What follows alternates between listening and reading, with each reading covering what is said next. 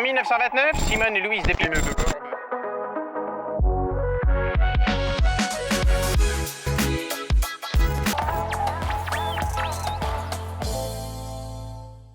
Bonjour à tous, bonjour à toutes. Vraiment ravi de vous retrouver pour cette nouvelle émission de Simone part en live. C'est la 4e émission. J'ai le plaisir d'accueillir Bernard Anciot. Bonjour Bernard. Bonjour Damien, merci de votre invitation. Merci d'être là, comment ça va? Ça va très bien. Veudrinois pure souche depuis plus de 70 ans. Né à Namur, mais habitant Veudrin depuis l'âge de quelques mois. Donc effectivement Veudrinois. On va aller tout de suite du côté de Florence à Veudrin. Alors on est ici au Château Ferme de Frizay. On démarre cette émission dans la partie la plus ancienne de Veudrin. C'est bien ça, hein, oui, Béatrice? Une des plus anciennes. Une des plus anciennes. Alors, Béatrice Guisselen a la chance d'habiter dans ce magnifique château ferme. De quand date cette bâtisse? Les bâtiments datent du XVIIIe siècle, mais bien avant cela, pendant la période gallo-romaine et mérovingienne, il y avait déjà une activité à Frizay et à la ferme vers la commune de Montfrère. On va faire un petit tour ensemble. Donc vous le voyez, le site est magnifique. Maintenant, est-ce que, Béatrice, tu pourrais nous montrer quelques petites spécificités de ton bâtiment? Oui, pas de problème. On va te suivre. Voilà donc une particularité de la ferme, c'est qu'il y a la basse-cour où se trouvaient les animaux, l'activité de la ferme, et une haute cour d'agrément. Chose qui est assez rare dans les bâtiments agricoles anciens de Wallonie. Au-dessus de la porte, on constate le blason de la famille des nobles de Dave. Oui. Et au-dessus du blason se trouve une fourche renversée, ce qui signifie, paraît-il, que dans la bâtisse, ont vécu aussi des bâtards de nobles. C'est le signe de la bâtardise, la fourche renversée. D'accord. Bernard, on voit déjà des sacrés morceaux d'histoire, là, avec la ferme à Frizay, et puis ici, l'église et toute son histoire. C'est ça aussi, Veudrin? Oui, il y a beaucoup de choses à dire. Et c'est vrai que la Béraz est un personnage truculent. Et les archives montrent en tout cas des actions de ce personnage-là. Un exemple, une anecdote assez amusante. À un moment donné, des habitants de Cognelay, on avait un peu marre de venir de Cognelay à Saint-Martin pour la messe. Et donc trouver une excuse, il y a du danger, c'est pas facile, etc. Parce qu'il y avait eu un accident. Une dame était tombée dans le ruisseau avec un bébé. Et la Béraz a balayé ça du revers de la main, simplement en disant, oui, il y a eu un accident, mais la dame en question, elle était complètement bourrée. Et donc, on en reste là. Effectivement, je suis toujours avec Béatrice et ces belles limousines. Parce que toi ici, Béatrice, tu élèves des limousines. Alors pourquoi avoir choisi les limousines? Mais en fait, on a choisi la limousine parce que c'est une race équilibrée qui présente une belle harmonie entre des qualités bouchères et des qualités d'élevage. Donc au départ, les limousines étaient utilisées pour tirer le matériel agricole.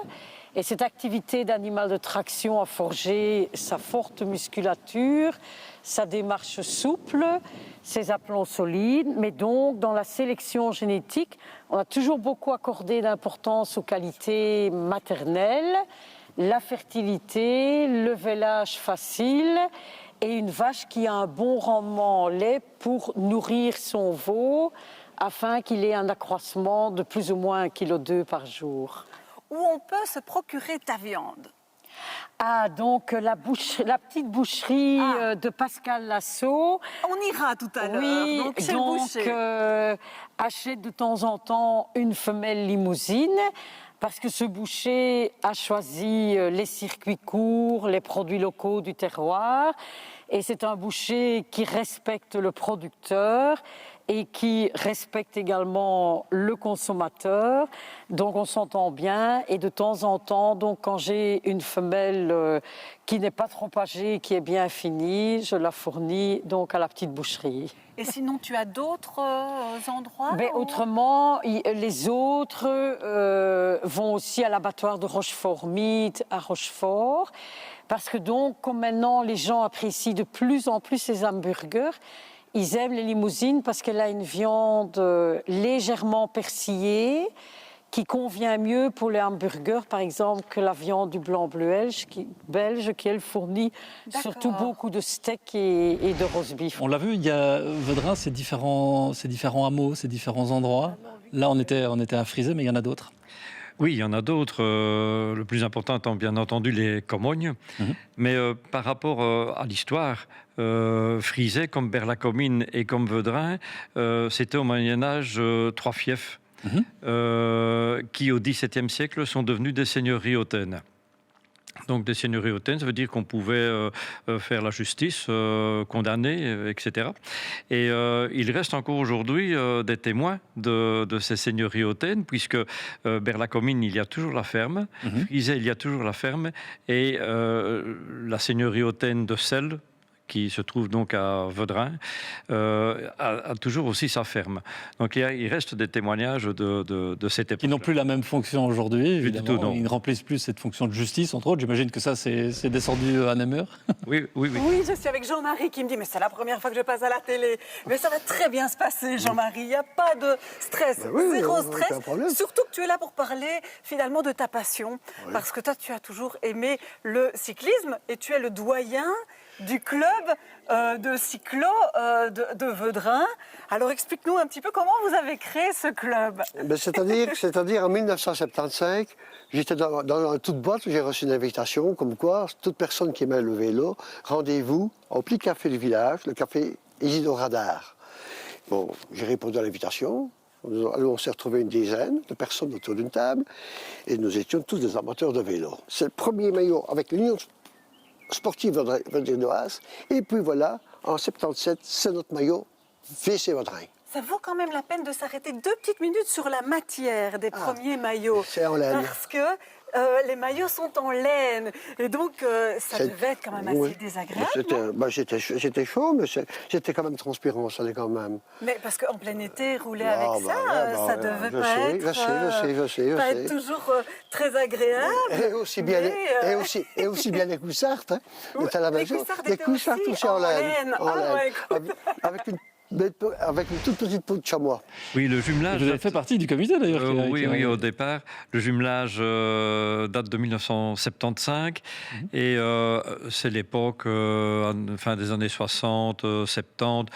Une Europe jeune, des envies de relations avec d'autres pays et pas mal de communes d'ailleurs sont jumelées avec différentes communes de cette époque-là, de France, pas mal de communes, de France, d'Allemagne, voilà, même d'Italie. Et c'est une idée du bourgmestre de l'époque, Pierre Spelkens, qui est natif de Longnes. Et donc il y avait cette relation. Oui, parce que j'avais posé la question, pourquoi Longnes? Qu'est-ce qui fait cette relation-là. Et ça vaut aussi l'avantage de jumeler 2 communes qui étaient sensiblement les mêmes. À l'époque, il y avait, je pense, 6 000 habitants à Vaudrin, 6 000 à 7 000 à Longnes. Longnes qui est situé dans le Pas-de-Calais, entre Arques, bien célèbre par sa cristallerie, et la ville de Saint-Omer. Une de ces histoires marquantes, ça a été le moment où cette fameuse tour qu'on voyait de partout quand on arrivait. Moi, j'habite à Aiguezet. Quand j'allais à l'école à Namur, on passait systématiquement sur la chaussée de Louvain et on voyait cette grande tour Belgacom qui, un jour de 2016, le 3 mars, a été mise par terre. Oui, c'est une tour qui avait été construite, je pense, en 96. 170 mètres de haut et à l'époque elle servait de relais de faisceaux hertziens. Alors avec l'arrivée de la fibre optique, elle n'avait plus beaucoup de sens et c'est la raison pour laquelle elle a été démolie. C'était évidemment très très spectaculaire. Je pense qu'il y a des centaines, si pas des milliers de personnes qui se sont regroupées dans le périmètre de sécurité, bien entendu, pour assister à cette destruction. Depuis 5 ans qu'on est à Vaudrin, toutes les années, il faut un apéritif vaudrinois. Et il y a 4 ans, ils ont fait un apéritif vaudrinois sur le thème de l'Écosse. Donc le but, c'était de se mettre en kilt pour faire partie de la festivité. Et depuis, j'ai décidé de porter le kilt tous les jours. Voilà. Ah oui. Ce n'est que ça, là. Mais c'est à cause de Vaudrin. Mais c'est atypique, mais personnellement, moi, je trouve ça très joli. Donc c'est gai aussi de ne pas faire comme tout le monde. Mais ça va, hein, chef. On arrive à ne pas faire comme tout le monde, nous. Hein. Je ne pensais jamais remettre. J'ai rencontré un couple avec qui je me sens en symbiose, et tant au niveau du cœur que au niveau du travail. Donc, mes affaires vont continuer. C'est quand même plus agréable que de voir son bébé finir sa vie tout seul et mourir. Donc, ma boucherie va continuer à vivre. Un bisou pipette. Non. Pas un pipette, un petit alors. Ah, ouais. Un petit morceau de jambon. Ah, la rawette, oui. Ça, mais ça, c'est ma maman qui donne déjà des rawettes, donc je n'ai pas de difficulté à continuer. Peut-être oui, non. C'est normal parce que c'est une manière de dire merci aux personnes qui nous faisaient vivre et de partager. De nouveau, c'est un moment de partage, la rawette. Ouais, ouais. Jean-Paul Marie qui est souligné d'ailleurs dans le chat et félicité d'ailleurs par Olivier Rubet qui nous dit Jean-Paul et sa rawette qui est devenue une bière maintenant, Bernard. Oui. On en parlera tout à l'heure. Surtout connu pour sa rawette, mais c'est un personnage extraordinaire et toujours positif. Et malgré son air un peu détaché, rigolo, il avait une exigence de qualité extrême. Sur le boulot, il était intransigeant. Que tadam, voilà la surprise. On a Jean-Paul qui est revenu, le joyeux boucher, qui est de retour un peu sur cette terre Je n'ai jamais quitté Vaudrins. Tu n'as jamais quitté. Je n'ai jamais quitté Vaudrins dans le cœur. Dans le cœur. Je reste vaudrinois, tout en étant très bien à Bouge. Hein. Oui, Il fallait prendre un peu de recul pour mieux, mais Vaudrins restera toujours. Comment occupes-tu tes journées maintenant? Je m'occupe d'une association, je vais 2 fois par semaine, je fais de la méditation, j'essaye d'entretenir mon vieux corps qui va bien, je soigne ma santé, je lis, j'ai vraiment une vie, j'ai basculé dans une autre vie, je suis le plus heureux des hommes pour l'instant. Ça ne te manque pas du tout? Pas du tout. Le contact avec... Le contact, je l'ai gardé. Hein. Oui. Je participe ici avec Vaudrins Sanim, où ils sont tous comme des enfants pour moi. Donc, j'ai gardé le contact avec tout le village. J'y suis chaque fois que je peux. Et pour le restant, je me repose en tantinet, mais je rentre du bois, je scie du bois, je passe mon temps comme je peux. J'avais fait, comme j'ai toujours fait, une petite bête. Une bête, hein. Voilà. La rawette, La rawette et la bête, voilà. Merci beaucoup, À bientôt. tout cas. À Merci. bientôt. Au revoir. Au revoir. De l'émotion aussi, Bernard, de revoir Jean-Paul. Oui, c'est un personnage adorable, c'est un monsieur adorable et c'est vrai aussi que sa boucherie était le dernier salon long cause. Tous les Vaudrinois se rencontraient de l'une ou de l'autre manière chez lui et c'était toujours un bon moment parce qu'il avait toujours un bon mot, il avait toujours une sympathie à donner, à transmettre et puis il y avait la rawette évidemment à tous ses clients. C'était une petite boutique bien agréable, oui. L'association s'est créée en 2016 et on a fait notre premier événement ici au mois d'août 2016 avec un premier apéro. Et donc l'association a pour objet de tisser des liens entre les personnes par des rencontres conviviales, gourmandes, culturelles, sportives et autres. Et donc on a fait notre premier apéro ici. Et on a été un peu surpris, étonné par le succès parce qu'on a eu 800 personnes pour une première, c'était une pleine réussite. Et donc on s'est dit qu'il y avait un besoin aussi des gens de se rencontrer, de se revoir. Puisqu'il paraît qu'il y a un marchand de soupe, Bernard, qui se balade, c'est Pierre-Yves, Pierre-Yves Toussaint, je pense. Pierre-Yves qui circule dans le village ou qui s'arrête devant certains commerces avec sa petite clochette qui fonctionne tout le temps pour attirer le chaland. Et c'est pas mal et c'est bon. La prochaine fois, c'est quoi? Champignons bientôt, non? Ah, bientôt, oui, je ne sais pas encore. On ira à 2 les couper, si tu veux. Oui, au bois. Au bois. C'est la chicon au gratin, et puis la volaille, et heureusement, cette fois-ci, c'est les 2 et la Saint-Germain. Voilà. C'est une habituée, alors? Oh oui, on peut dire ça, on peut dire ça. Ça réchauffe le cœur en hiver. Voilà. Moi, je suis une fan de ça. 15... Puis elles sont chaudes. Voilà. Magnifique, magnifique. Un grand merci. Merci beaucoup. Hein. On va mettre ça au-dessus, l'une au-dessus de l'autre. et on va les déguster tout ça. Bonne journée à vous. Alors moi, c'est pas de soupe évidemment dont je vais vous parler, mais on va avec Étienne parler de bière parce qu'effectivement, la Betche et la Raouette sont nées d'une... voilà. Et alors explique-nous comment à un moment donné, vous vous êtes dit, mais tiens, on brasserait bien une bière. Bonjour Florence et bonjour à tous les Vaudrinois. Là voilà, en 2019, on s'est lancé, enfin juste un peu avant 2018, on s'est lancé le défi de dire tiens, pour les activités de Vaudrin-Sanim, on se doit de faire une... C'est ton téléphone, no stress, c'est certainement quelqu'un qui te dit on est en train de te voir, ou ne dis pas de bêtises. Voilà. Non, ou grave. Alors c'est le travail, c'est possible. C'est possible le travail, voilà, c'est l'improvisation. No stress. Alors, donc tu me disais fin 2018. On commence dans le garage d'un ami de Damien à dire allez, on va commencer nos recettes et on s'est retrouvé à une douzaine à fabriquer les premières recettes. On a défini le type de bière qu'on voulait. On voulait une bière légère, donc qui va titrer entre 5 degrés, 5,2 et qui ait vraiment du goût. On ne veut pas une bière atypique, on veut quelque chose vraiment de très très bien. Et donc est né un an après la Raouette, la Betche, et alors qu'on fait brasser, alors on ne la brasse pas nous-mêmes parce que ça demande un tel investissement.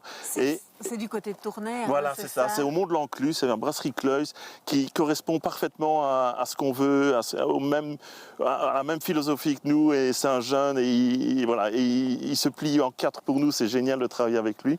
Et donc la Betche est née, et donc Betche, pour ceux qui ne le savent pas, c'est bisou en wallon, qui incarne vraiment la convivialité que l'on veut aussi retrouver dans Vaudrin-Sanim et dans toute l'ambiance du village. Et 2 ans après, alors on a sorti la Raouette, donc c'est un peu le fil conducteur de Vaudrin. Donc on vous avait parlé de la Raouette avec Jean-Paul. Et ben voilà, donc la Raouette est sortie. Celle-là. Voilà, c'est une triple blonde. Alors elle a un réel succès. Pourquoi ? Parce qu'elle est super bien équilibrée, elle est équilibrée en tout, elle est rafraîchissante. Franchement, personnellement, je l'adore et c'est sans chauvinisme, c'est une de mes bières préférées et elle plaît énormément. Et les grands restaurants commencent à nous la demander parce qu'ils l'apprécient vraiment en fin de repas, elle est très digeste. Et voilà. Allez, longue vie à Vaudrin-Sanim. Merci beaucoup Florence et à l'amitié. À l'amitié. Merci beaucoup Florence. C'est intéressant de voir des groupements qui se recréent finalement. Il en existait jadis, mais aujourd'hui on voit une envie de se rassembler dans des manifestations très sympathiques. Les apéros sont des choses très sympathiques où les gens peuvent se rencontrer de manière simple, sincère, retrouver des amis aussi. Et effectivement aujourd'hui les réseaux sociaux aident aussi. Je pense que le groupe Vaudrin-Sanim a 3000 membres sur Facebook. Donc, il y en a plusieurs qui sont avec nous d'ailleurs dans le chat. C'est le t-shirt des supporters de nos équipes de Super Division. Et donc, c'est vrai qu'on est fiers d'être Vaudrinois. Moi, je suis Vaudrinois de naissance, évidemment. Et c'est vrai qu'on est très fiers d'être Vaudrinois. Alors, parle-nous un petit peu du tennis de table ici. Vous êtes parti de quelques pongistes et puis maintenant, vous avez créé un super club. Hein. Oui, il faut dire que ça a été un succès énorme, mais ça date quand même de 53 ans, donc c'est 53 ans de travail. On a commencé avec 2 équipes de tennis de table dans la salle chez Ramelot, ça a été le tout début. C'est une des plus belles salles de Belgique de tennis de table. Et grâce à cela, on est devenu un des plus grands clubs de Belgique, puisque cette année, on a la chance d'avoir nos filles qui sont championnes de Belgique. Oui, et on a parmi nos joueuses, on a 4 joueuses qui sont dans les 15 premières joueuses belges. Donc ça, c'est quand même assez exceptionnel. Et notre équipe de Super Division Messieurs donc, joue également. Donc ici, on joue au plus haut niveau. Jean-Michel Sèvres est venu jouer dans cette salle. Mais on continue de jouer à très haut niveau. On joue même en Coupe d'Europe. Et ça, on en est très fiers. On va sortir du cadre purement sportif.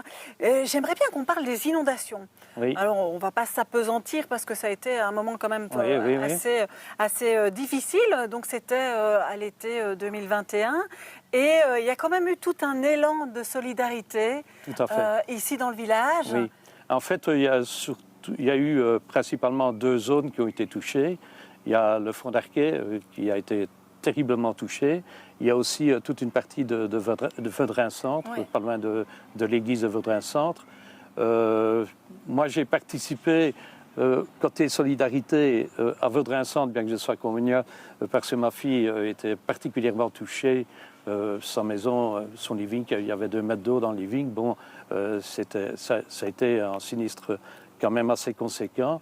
Mais moi, ce que j'ai admiré, c'était qu'après 10 minutes que l'eau montait, il y avait déjà une trentaine de personnes qui étaient là présentes à venir sortir les meubles, sortir tout. Et ça, c'était une solidarité extraordinaire qui a été aussi, et encore peut-être plus conséquente au fond d'Arquet. Si bien qu'il y a même une association qui s'est créée, je crois que ça s'appelle Les Pieds au Sec. Les Pieds au Sec, oui. Vaudrin Les Pieds au Sec. Oui. Je crois que c'est Christophe Capel. C'est Christophe Capel qui s'en occupe. Et donc, pour se rappeler cet élan de solidarité qui était exceptionnel. En attendant que Florence nous emmène au Torboyau pour terminer tout doucement cette émission, parce que ça fait déjà presque 2 heures que nous sommes ensemble, mais voilà, quand les choses se passent bien et qu'il y a beaucoup de choses comme ça à raconter, on ne voit pas le temps passer. Il y a pire comme endroit pour aller terminer, hein, pour terminer, je pense. Qu'est-ce qu'on y boit de bon là-bas? Oh, je pense que la grosse spécialité, c'est l'Orval. Donc en fait, ici, moi, je suis vraiment un passionné de toutes les trappistes. L'Orval, c'est ma chérie, évidemment. On est ambassadeur Orval. Donc, ça veut dire c'est un gage de qualité. On la sert, évidemment. Et alors, on la propose dans toutes les années. C'est des millésimes comme les vins. On fait vieillir l'Orval en cave. Et évidemment, donc, l'Orval, en vieillissant, change de goût. Plus elle vieillit et plus elle perd son amertume. Ce qui permet aux jeunes de pouvoir prendre un Orval, en général, qui n'apprécie pas quand il est fort amer. Mon papa était le tailleur de pierre de Vaudrin. Ici, en bas, c'était Van der Linden. C'est fermé maintenant. Et lui, il m'a taillé, en fait, dans l'établissement, la route des bières trappistes. Et donc, on a toutes les bières trappistes de Belgique et de Hollande. Alors, tout est dans l'art du service aussi. Tout est dans l'art du service. Hein. Comment est-ce que ça sert, une bonne Orval? Alors, il faut toujours garder au moins 2 cm dans la bouteille. Ça, c'est très, très, très important. 2 cm 2 à 3 cm, ça fait partie du mythe. Un point très important pour être ambassadeur, toujours bien laver le verre et surtout le rincer et l'essuyer. Okay. Quand on ne l'essuie pas, on peut perdre son label ambassadeur. Ah oui? Alors la question à poser toujours aux gens, c'est toujours demander s'il faut un jeune ou un vieux et un température cave ou un frais. Ça, c'est vraiment les 3 questions primordiales. Et évidemment, dans le service, il y a plusieurs méthodes aussi, mais moi je démarre toujours le coin du verre en tournant. Éviter de faire un milkshake, avoir une superbe mousse et un beau chapeau et toujours garder 2 cm à 3 cm dans la bouteille. Ça, je crois que mes collègues diront que c'est parfaitement servi sans vouloir être hautain. Merci beaucoup, en tout cas. Allez, à ta santé, aux santé de tous les Vaudrinois qui nous ont gentiment ouvert les portes de chez eux. On se réjouit d'aller prochainement dans un autre village. N'hésitez pas, envoyez-nous toutes vos idées. Hein. Il y a tout près de chez nous. Il y a pas mal de villages sympas. Des petits villages très sympas et on se fera un plaisir d'aller vous faire un petit coucou. Bernard, un tout grand merci d'avoir été avec nous aussi. C'est un plaisir de partager ce moment avec vous, de redécouvrir aussi des têtes connues, des moments du village, et bravo. Ah bah, merci à vous, c'était un vrai plaisir de vous avoir avec nous en plateau aujourd'hui. Merci aussi à toutes les équipes qui ont rendu ce Simone Part en Live possible, et notamment Quentin, Eddy et Max qui accompagnaient Florence sur le terrain. Merci aussi à Nico, à Stéphane, à Célia en régie qui ont permis à cette émission d'être diffusée. Merci aussi à Alès, coucou à tout le monde en régie. Merci à Greg, notre rédacteur en chef. Merci à toutes les équipes de Bouquet Média. On se retrouve très bientôt sur Bouquet pour la suite des aventures. Ciao tout le monde.